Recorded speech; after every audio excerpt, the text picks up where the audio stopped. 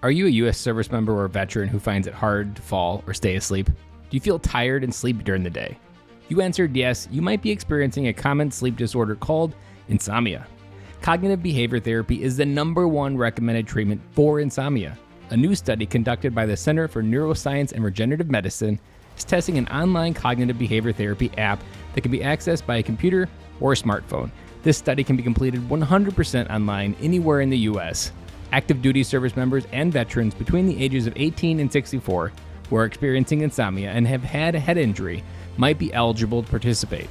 Interested in learning more about this opportunity?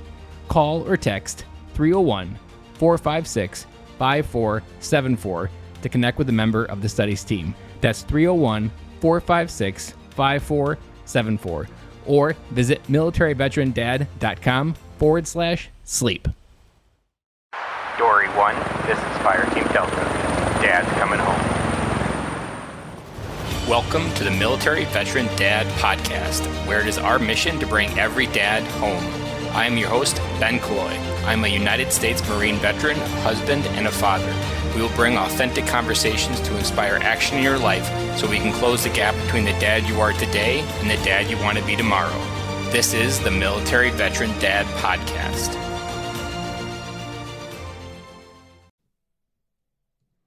Welcome back to Military Veteran Dad. This is episode 150, that big milestone in the second 100 race to 200.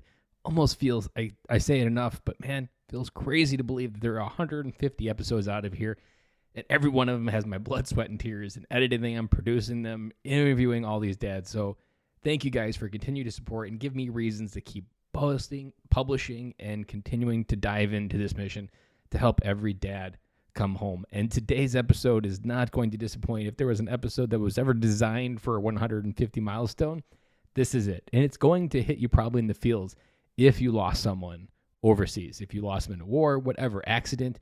This story isn't just about losing a friend. This story isn't about losing a brother within a unit. This is a story about actually losing a blood brother.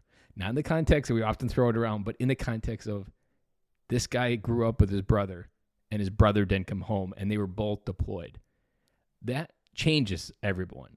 That changes everything and how you think about your life, because your life in your home is never the same, let alone the stuff that you have on the inside. There's a piece missing in your life that reminds you every day what happened over there. And so just reminding ourselves that not everyone comes home. That movie Saving Private Ryan showed us the story of what it was like during World War II. And we often forget whether that idea might still happen. Well, today we're going to learn that it still does. And there's even policies and procedures still in place in the United States military service for things just like this. Before we get started, let me tell you about who Scott is. Scott is an Army veteran, having served 6 years with the Army National Guard, including a deployment to Afghanistan in 2010. Scott's brother, Stephen, was also deployed to Afghanistan in 2010. Unfortunately, Stephen was killed in action on August 22, 2010. After returning home, Scott struggled with coping with the stress of combat, the loss of his younger brother, and adjusting back to civilian life. In the years following Scott's deployment, he noticed other veterans dealing with their struggles in unhealthy ways. Scott started his podcast, Drive On, to connect with current and prior service members through podcasting. Scott hopes to help other veterans know that they are not alone in their struggles. He interviews veterans and civilians to discuss personal triumphs, life experiences, and emotional hardships to give hope and strength to the military community.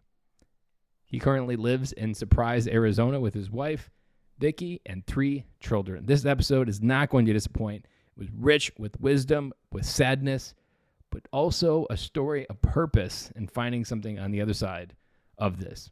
He is also the author of a book called Surviving Son. There is a link down in the show notes. Remember, if you use those links down in the show notes, you are supporting our podcast. Amazon doesn't charge you additional dime for using those links, but they do give us a cutback for the referral. Guys, without further ado, let's get started. And if you want to hear my big takeaway of this episode, hang on to the other side. Welcome to the podcast, Scott. Yeah, happy to be here. Thanks for having me. We are going all the way to Arizona for this conversation, and you are also a fellow podcaster, and these conversations are almost always the best because we're both professional talkers. We're both professional BSers at the same time because we often have to come up with thoughts on the fly. We have to dress things up that oftentimes aren't very sexy and make it sound really good for podcast airwaves. So I'm really excited to see where this conversation goes and where both of our life experiences have actually led us in the same spot. We both have a mission and a focus to serve veterans and help them understand things that we both sucked at. So Scott, go ahead and unpack a little bit of your military history and then maybe where you are today. Yeah, sure. So I joined the military after 9/11. Like a lot of us Americans, we're pretty pissed off at what happened during 9/11. And having been raised in a very patriotic family, it was one of those things where I just felt like a need to serve the country. During 9/11, I was in college, and I decided to stay in college and finish that because I knew myself if I stopped, dropped out of college and joined the military or something along those lines, I would never pick it back up. I just knew I wouldn't. So I decided to stay in, finish college.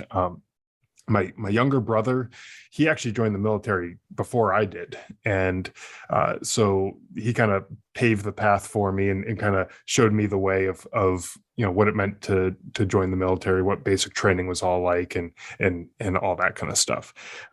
And so it was around 2005 when I heard a report in the news, and this was about a year after my brother joined, but I heard a report in the news that the military was struggling to meet their recruiting numbers. And that just angered me. Where were all these people from, right after 9/11, September 12th or whatever, who were ready to move mountains to go, kick some ass and fight back after all this. And I realized, well, I am one of those people and I still haven't done anything about it. So I said, okay, you know what? I have no excuses, no good excuses of why I shouldn't join the military. I'm young enough, I'm fit enough, I'm perfectly capable of doing it. So I might as well join as well. And, especially being the older brother, if my little brother could do it, so can I. There's no way he's going to show me up. So that's how I got into the military. My brother and I both were in the National Guard. He was in the Vermont Army National Guard, and I was in the Connecticut Army National Guard where we lived. And so for a few years after joining, it was mostly just training status. We didn't get activated to do too much. We had a few like natural disaster kind of things, floods and stuff that we were activated for to go assist with, but it was nothing really too major until 2010, where our unit was activated to go to Afghanistan. And so my brother, again, he was in the Vermont Army National Guard and I was in the Connecticut, but both of our units fell under the same brigade. And this deployment was a brigade-wide deployment. So both of us were deployed to Afghanistan in 2010 at the same time, which when you talk to people about that, a lot of them, they talk about Saving Private Ryan and, I didn't think that could happen anymore and stuff, but it's actually fairly common. We had several sets of brothers deployed, overseas at the same time, some of them in the same platoons even, and it is relatively common, especially in the National Guard where you're dealing with local communities where you have people close together. And so that's how we all wound up over there in 2010. Sometime around late August of 2010, my brother's unit was out on a mission, and they got ambushed where he was tragically killed. And so that was just a terrible day, terrible situation, and so that was kind of like the peak of the crap that you could deal with in the military, and that I had to deal with. And ever since coming back home, things just weren't quite the same for me, dealing with PTSD and the guilt, survivor's guilt, and all that kind of stuff that goes with it. That's kind of where my time in the military ended. I got out shortly after that, and since then I've just been kind of dealing with all of that and trying to do the best that I can, with what I have to work with. One question I wrote down, and I can only imagine the crap and the shitty thoughts that I mean, that had to be, that factory had to be going on 3 shifts of all the shitty thoughts that your brain can produce. And you're like, man, I just got rid of that one. Now let's produce another one. I'm wondering, did you deal with it at first, or was it kind of a denial that, like, because the one thing the military really offers you is this massive, big, giant opportunity in front of you, just suck yourself into work and not deal with it. Right. Well, one of the things, so the day that he was killed, I was also on a mission, and we were out in this remote village. We flew in the night before on helicopters, and I got a call on the radio from the commanding officer of our unit, and he was looking specifically for me, which anyone who knows the military chain of command, the commanding officer is not usually looking for an enlisted, lower enlisted guy, unless something really good or really bad happened. And so at first I'm thinking, okay, I didn't do anything extraordinary today, so what did I screw up? And I'm trying to figure all that out. But he gets to me, and we get together, and he tells me about my brother. So like anyone else, I was, a mess. But about 20 minutes after finding out about him, we started taking fire from the village that we just came out of, RPGs and small arms fire and all that kind of stuff. And so I had to put that grieving aside, like right then and there, and jump back into the fight. I had guys I was in charge of. I had to lead them, a squad of soldiers, and I had to just kind of put that personal issue aside and just jump back into the fight, because the last thing in the world I wanted to have happen was have anything happen to any of my guys, because I didn't have my head in the game. And I also didn't want anything to happen to me and have my parents get a second knock on the door, or have my wife or son end up losing me as well. And so I knew that, yeah, this is a shitty situation, but I need to just get back into it.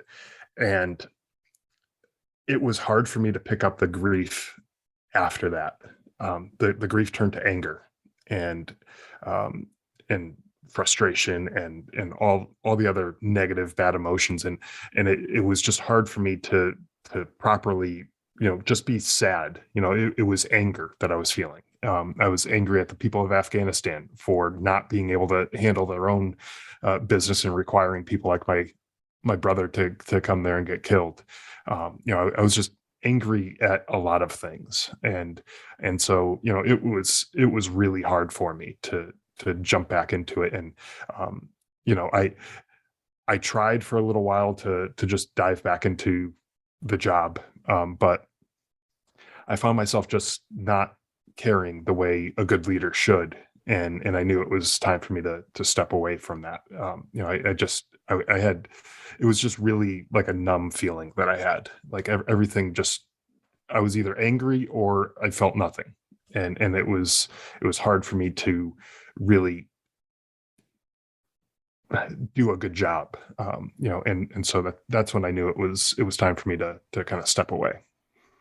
Take us to the day where you became sick and tired of being sick and tired and decided to make a choice to start living. Yeah. So, kind of a rock bottom moment for me was a couple of things, really.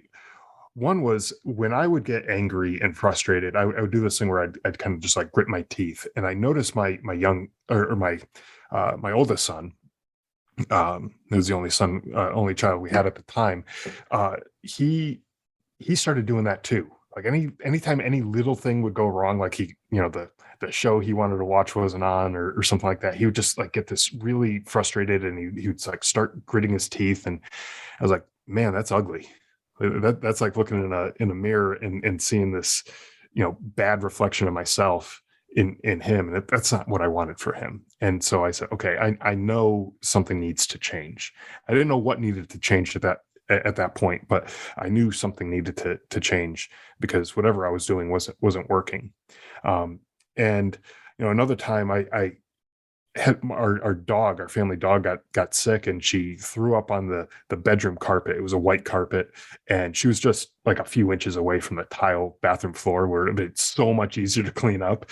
And I flipped my lid, and I just started screaming at the dog, and I was just going absolutely berserk. And I was like, what is this helping? This isn't helping anything.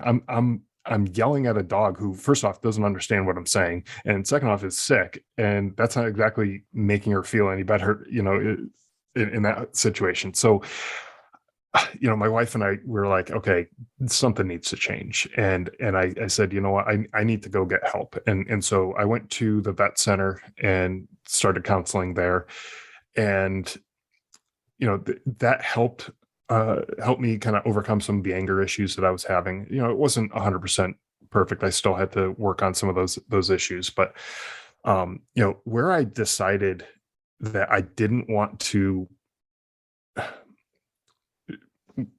just continue being, going down that path. It was when I realized that I've been given an opportunity that other people haven't had. My brother, he only lived to 25. He didn't have the opportunity to get married, to have a family, to grow old and experience life, and I did. And if I went and just lived through the rest of my life, for the next however many years that I've been afforded to live here, and I just blow it, what is that saying, about the people who couldn't live this long? What's that saying about people like my brother who sacrificed himself so that we could have a good life, so that we could live free, and that we can, not be under the constant threat of terrorism and all things like that.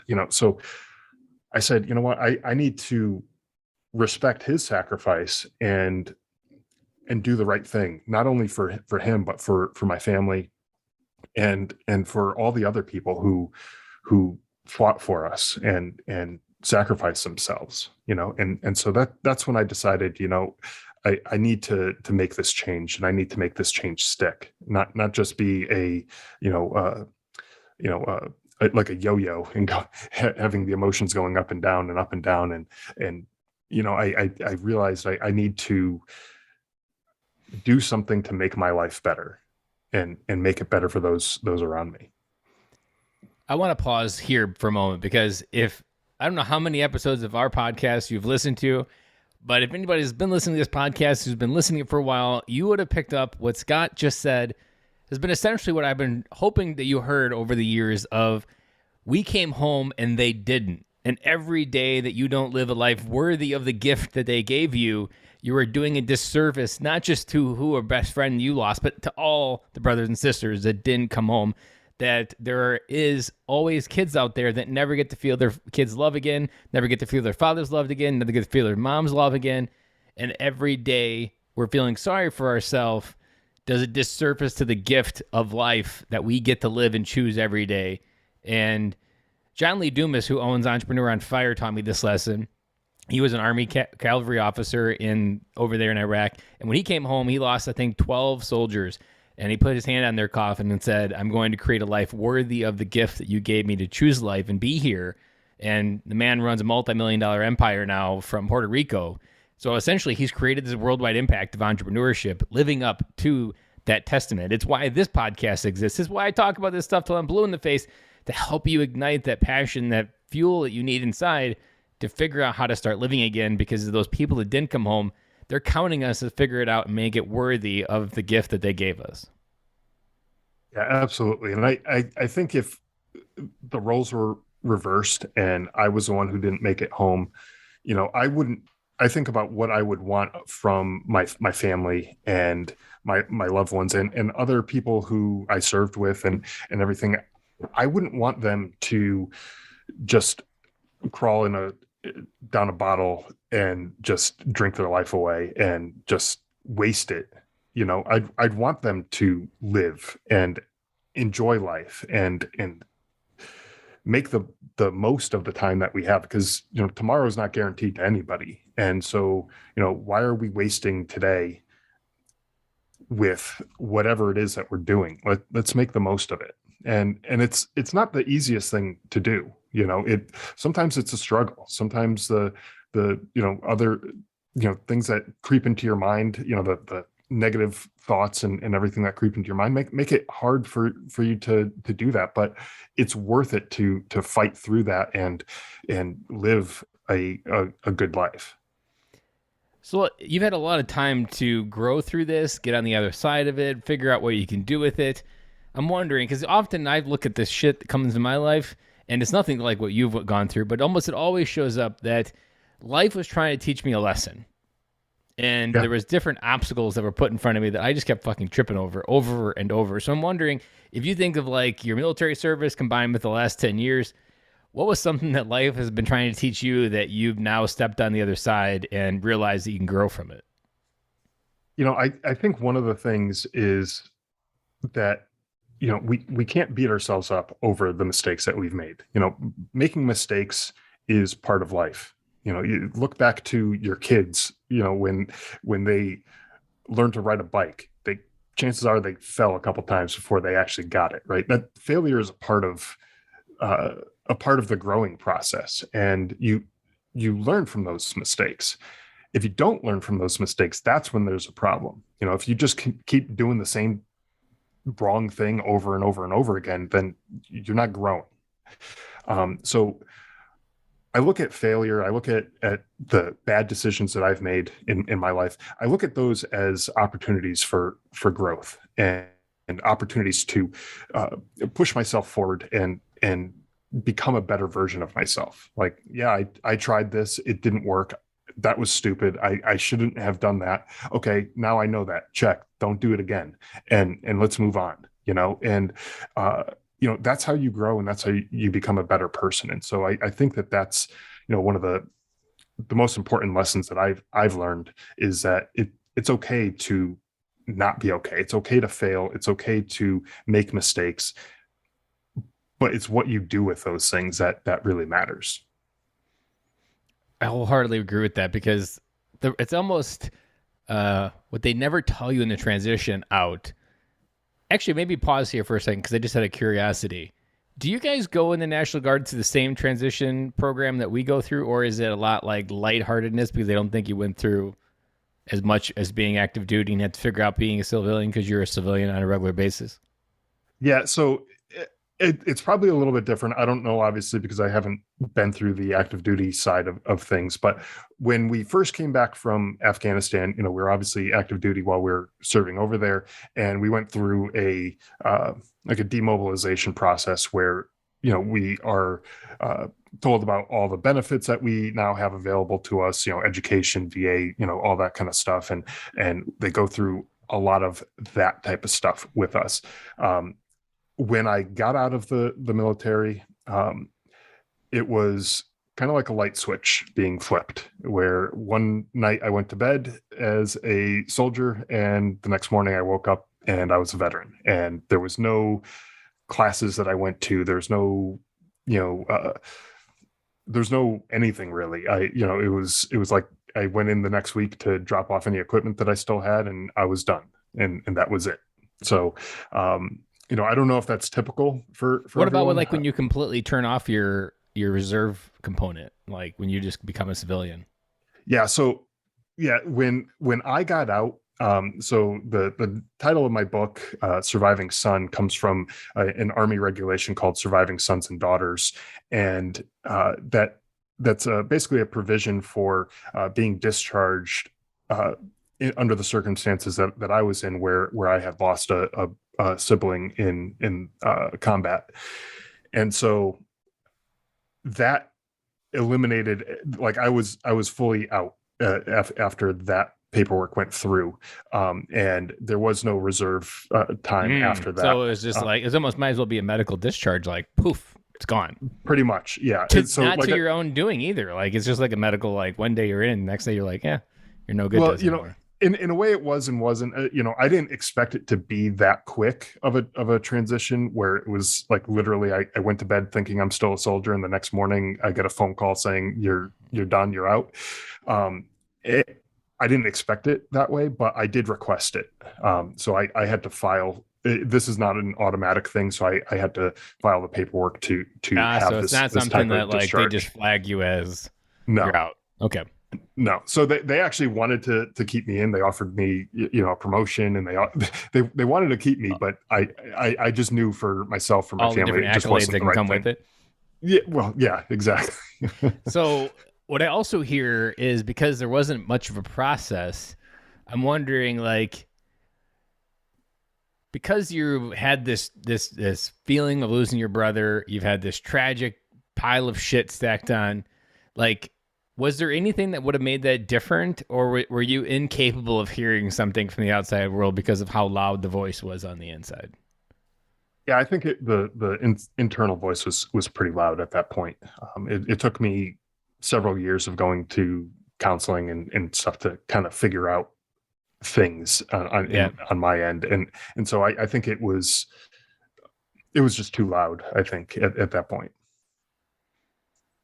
Because that's often what I've learned through all these interviews is not being in your shoes and gone through something as traumatic as what you went through. That voice that convinces ourselves to blow our brains out and to say that we are no longer welcome here and our family's better without us, it just gets so loud that it's just like wah wah wah wah wah wah wah wah wah to everything Yeah. from the outside world, and all you can hear. And what I've learned also, and I'm sure you saw it in therapy, like the moment you start speaking the voice, like giving it words that are like actually spoken, you realize very quickly, like, wow, that's a lot of bullshit. Yeah. But inside your head, that bullshit is just as true as 3.14 equals pi. Yeah. The moment you it say is. it, you're like, well, that's not pi. That's Yeah. crap. Right. Doesn't taste the And- same. No, exactly. Yeah. No, a big shit pie doesn't taste the same as a apple pie or whatever, but I've never had that analogy, but it kind of works together there. yeah, I think that does work. We probably wouldn't have come up with that if you didn't use 3.14 as the example. But if you just keep having that internal voice, and you don't say it out loud, and you don't say what you're actually thinking, you're right. You start to convince yourself that some of these things are true, and that maybe it's that your family would be better off without you, or whatever.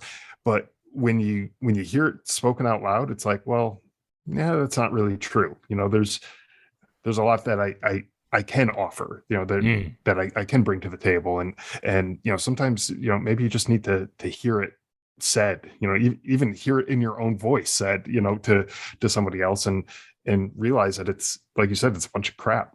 It's not true, and that's helpful, and so I'm a huge advocate of people going to counseling, getting the treatment that they need, and just talking things out sometimes, even if it's not in a your traditional lay on a couch and talk to the therapist or whatever.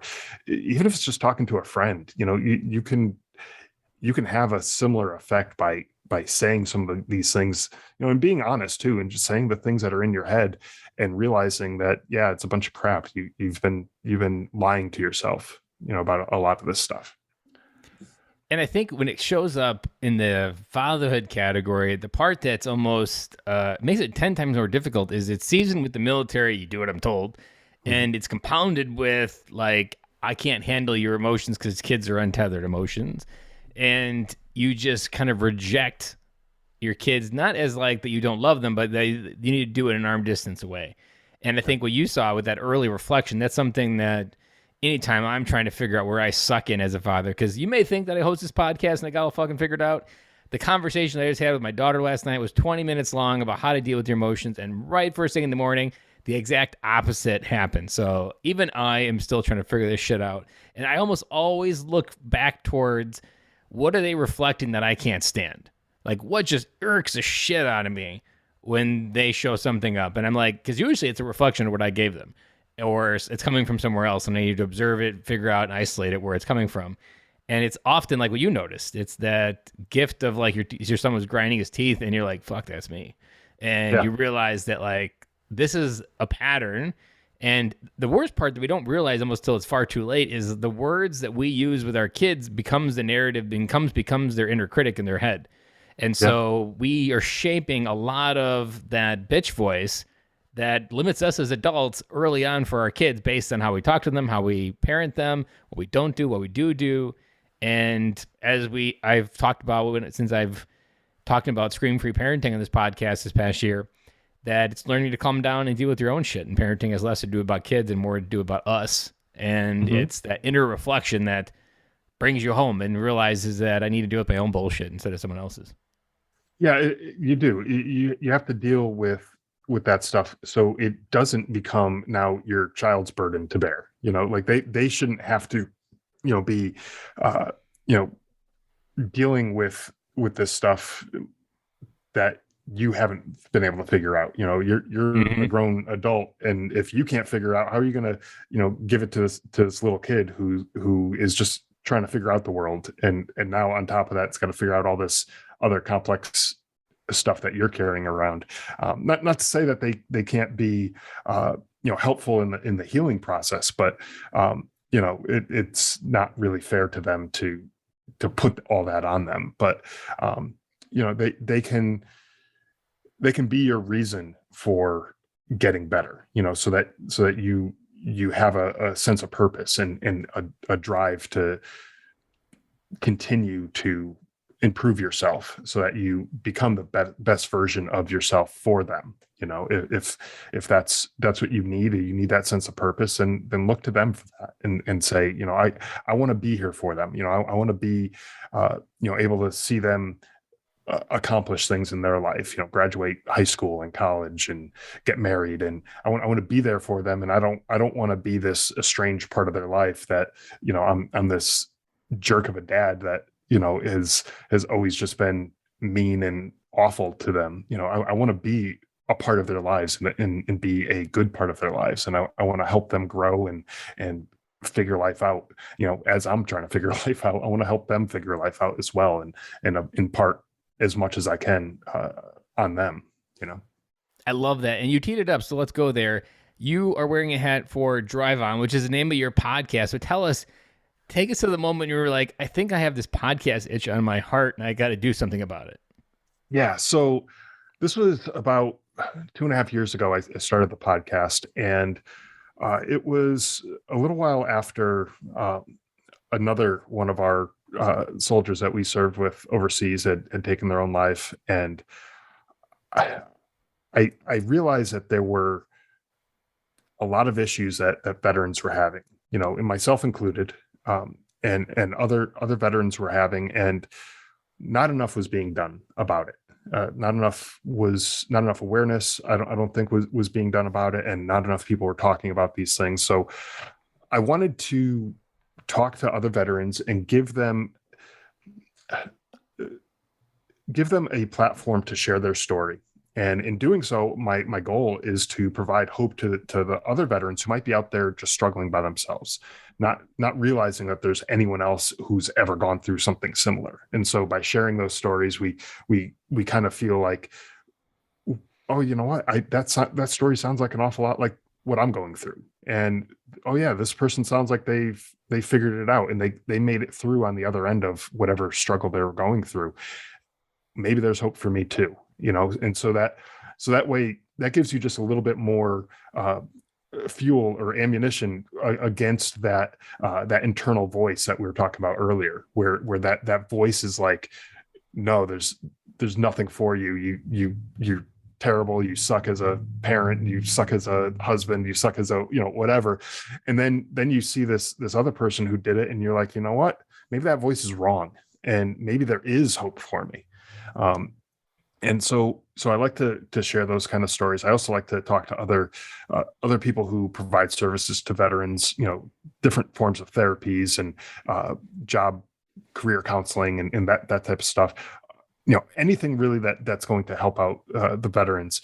And the goal there is the same thing. Is to give hope, where maybe you went to the VA and you tried all the, therapy options that they have to offer, and none of them seem to work, but maybe there's something else out there for you that maybe resonates. Maybe it's like art therapy or something like that, or music or whatever. And so we provide, information about all these different resources that are out there working for veterans. And again, just trying to give hope to the veterans who are out there who might be struggling, to their families who maybe don't know really what direction to point them in, to all those people, and just try to, be out there working and serving the veteran and military community.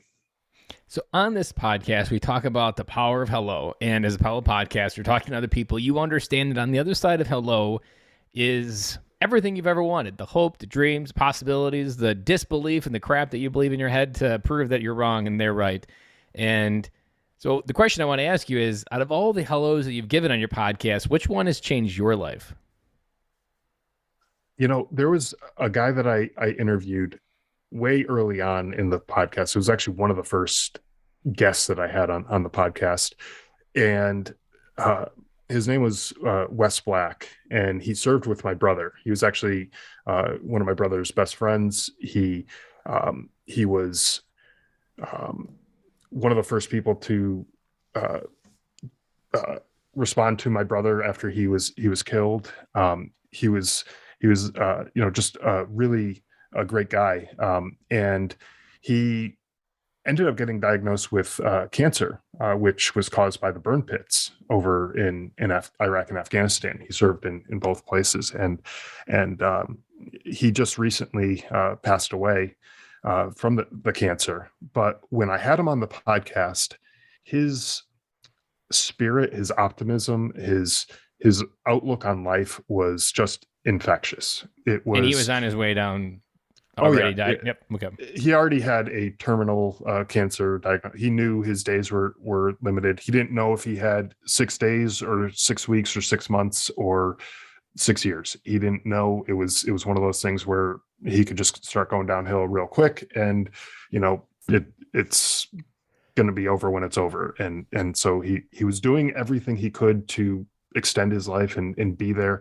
But like us, he had a son, he had a wife, and he wanted to be there for his son. He wanted to make memories with his son, no matter how sick the chemo treatments made him feel. When his son said, "Hey, Dad, let's go outside and let's play catch, or let's go run around and do something," he was like, "Yep, let's do it. Let's go out there. Let's go out in the yard. Let's go to the park." Or if it was too wet outside or cold outside or whatever, they wrestle around in the living room or whatever. And like, when you think about that and think about all the shit you've gone through in your life, and realize that you've never been, and I can't say this for you or any of the listeners, but you may never have had that kind of diagnosis. I know for me, I've never had a terminal diagnosis where someone said, "Yeah, your time is limited," and yet sometimes I do say no when my kids are like, "Hey, Dad, you want to go play basketball, or want to do whatever?" And I'm tired and I didn't want to do it. But then I think to myself, if he could do it, and he could be there for his kid and making those memories with his kid, what the hell is my excuse? And so that completely just changed my outlook on life. It made me look at things a little bit differently, made me, recognize that, our time is limited. It doesn't matter if a doctor has told us that we have 6 months to live or whatever the time period is. We all have a expiration date. And let's make the best of the time that we have here. Let's make those memories with our kids. Let's make the time count. The time that we have, let's make it count. So what I love in all of that, it reminded me of something I learned when all the kids went virtual. And that was every day felt like Groundhog's Day in acid. And there were a lot of rough feelings on me and the kids. We both had to go through war to get through that 2-month period. And what I learned on the other side of that, it was like 6 months after, because my phone started reminding me of things. I was like, I don't remember any of the bad days anymore. I only remember the memories. And then I was like, oh, crap. Feelings are temporary, memories are forever. But how often do we hang on to the permanence of a feeling and give up the memory opportunity that lasts a lot longer than whatever shitty feeling you're feeling? Right. Yeah, absolutely. And now that this guy I was talking about, Wes, now that he's gone, his son will have a lifetime of memories of, not not memories of his dad sitting on the couch sick as shit because Dying, of watching the his chemo, dad dying. die. Yeah, exactly. He's going to have memories of, playing Dad out living. in the yard and living life. Exactly. And that hopefully, as he grows older and starts a family of his own, he passes that on to his kids as well. If he's fortunate enough to become a father, and it's just one of those things that I think, we all need to take a little bit of that lesson and quit being so down on ourselves and just live life and enjoy it. Do the things that make you happy, make the people around you happy, and let's just live life.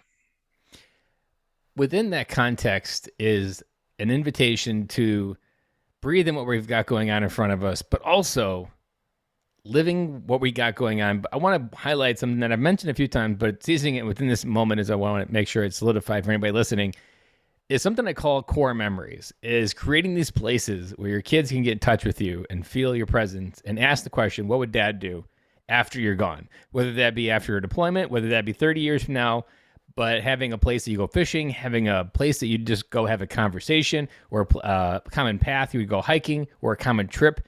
Like, how often do we not create places where our kids can feel really connected to us when we're not there? One thing, it's only happened once, and it only reached out like a couple times, is I had a kid, maybe I think he was like 14, reached me out on Instagram saying, my dad's deployed and I don't know what's going on, and I just really miss him. I don't know what to do.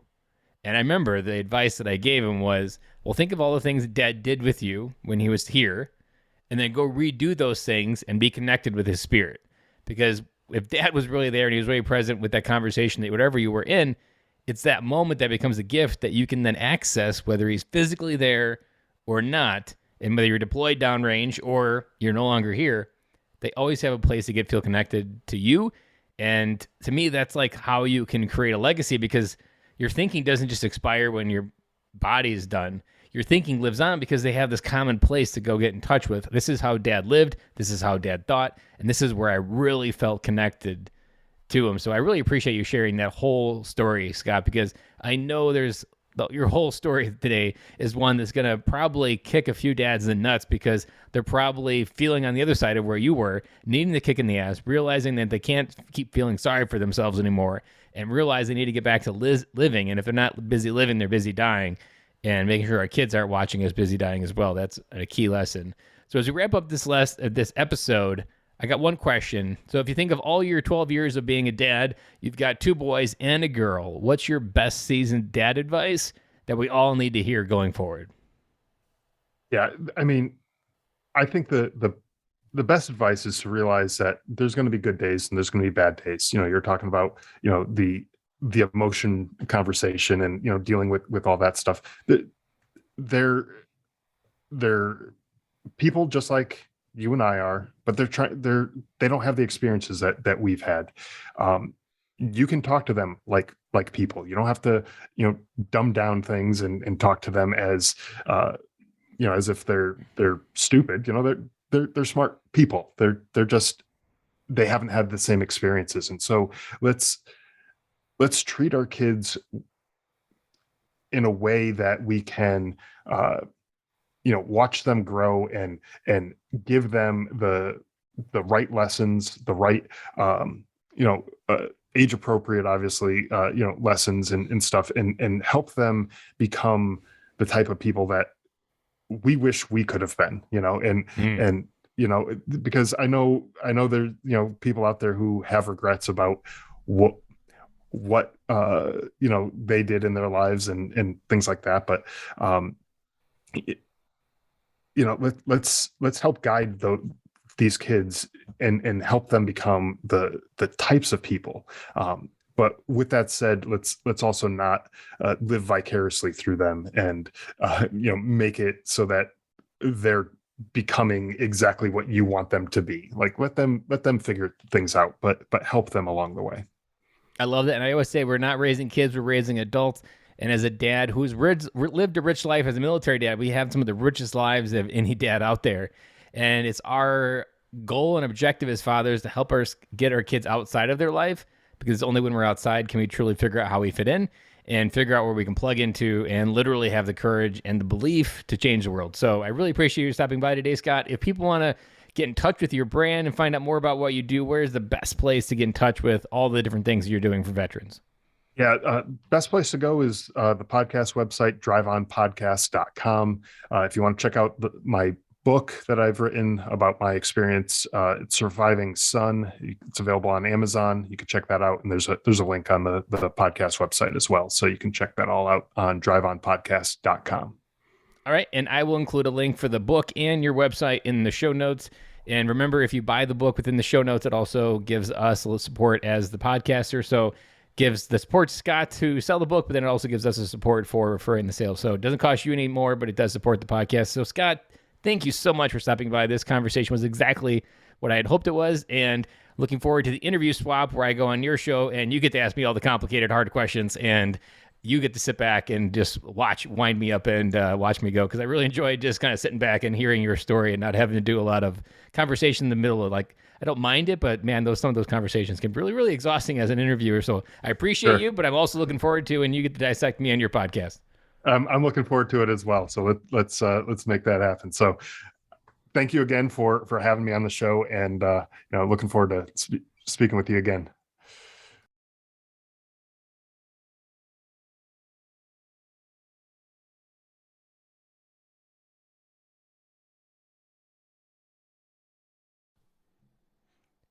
In interviewing, there's a term called interviewing from the scars, not the wounds. This story could have easily been a wound for Scott. And for early on in his story, it was a wound that probably if he would never been able to do this type of interview and talk about it without losing it, getting angry, frustrated, or maybe even shut down. Now he's able to talk about it. He's able to articulate it. He's even able to help people understand lessons about his story. This is a key moment in healing, processing, getting through PTSD, getting through trauma, is when you can talk about it without getting triggered, without getting emotional, and without getting connected to that experience and trying to relive it again. Which is also something I want to tie to my big takeaway for this episode. As I titled it, it's okay to not be okay. In the last 2 months, my life has gone way over the board. There's lots of things that could be better. There's lots of things that are really good. One thing I've been really working on focusing is saying to myself, I'm not okay. Those 4 words are some of the hardest words, I think, for a military veteran to speak. But they are 4 words that give you power, they give you acceptance, and they give you a reality check. Because walking around that you're okay is just you ignoring what everybody else knows to be true.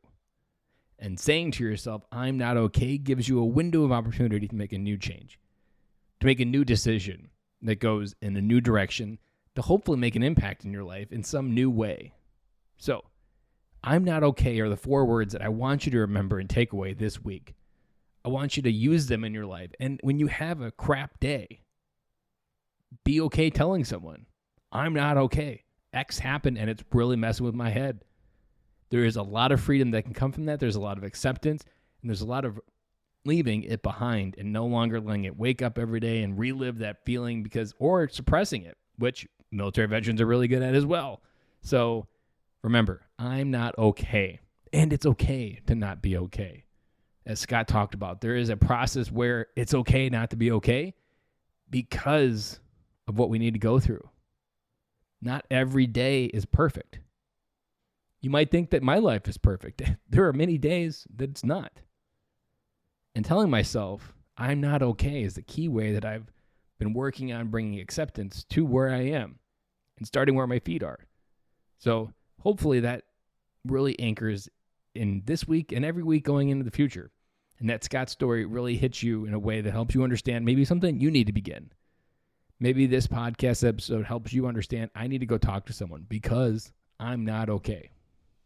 Well, that is all I have for you guys today. Have an amazing week. Again, no Fatherhood Fridays, so I will be back again with you on Monday.